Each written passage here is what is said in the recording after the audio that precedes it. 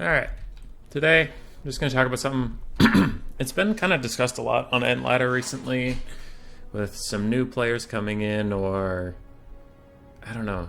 It's just recently a conversation. I thought I'd make a quick video about it. So if people are wondering why the white line rules exist, or why it's enforced in such a way, I pulled up Eshin to show the map.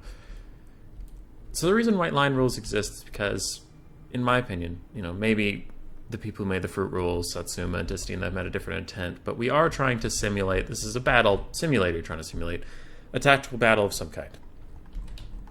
And the white line is an extremely unique phenomena in that it is a magical barrier arbitrarily placed that if any unit crosses it, it immediately permanently dies. Anything that crosses this line never comes back to the battle, so it's effectively dead. Which, if you look at the landscape, makes no sense, right? This white line's here, but imagine Beastmen are trying to fight vampire counts, and Centaurs, the vampire counts are just sitting right here. Their whole army's right there.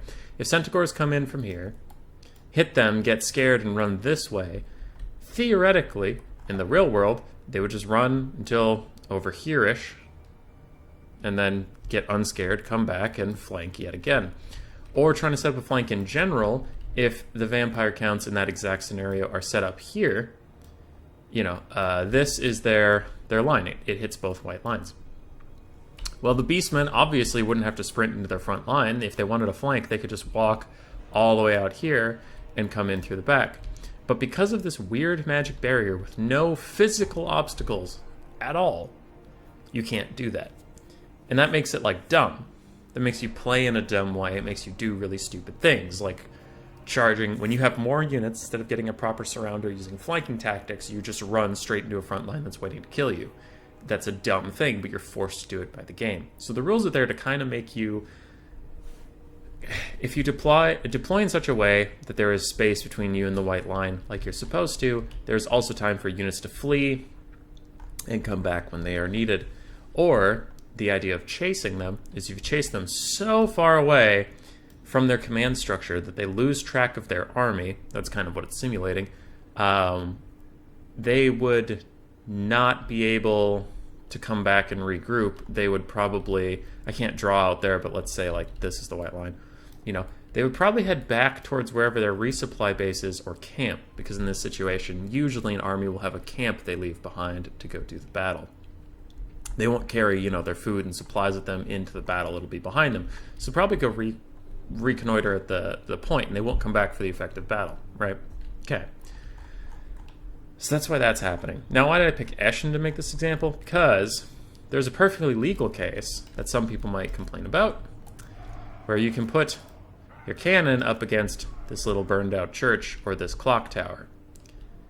And that's fine. And why is that fine? Because people might be like, well, you just ranted about you can't flank it because there's this physical object here that's stopping you from getting behind the cannon. Yeah, there is. There's a physical object there stopping you. So in a real battle, no matter where the lines were drawn, this physical object would be here, stopping you. It's not dumb. It's not arbitrary. It doesn't instantly delete units as soon as you cross it. It's a real physical thing that you actually have to deal with. The white lines are there because the white line is arbitrary and stupid. There's just, you just cross it and you're instantly dead, but there's nothing there that indicates you're going to die.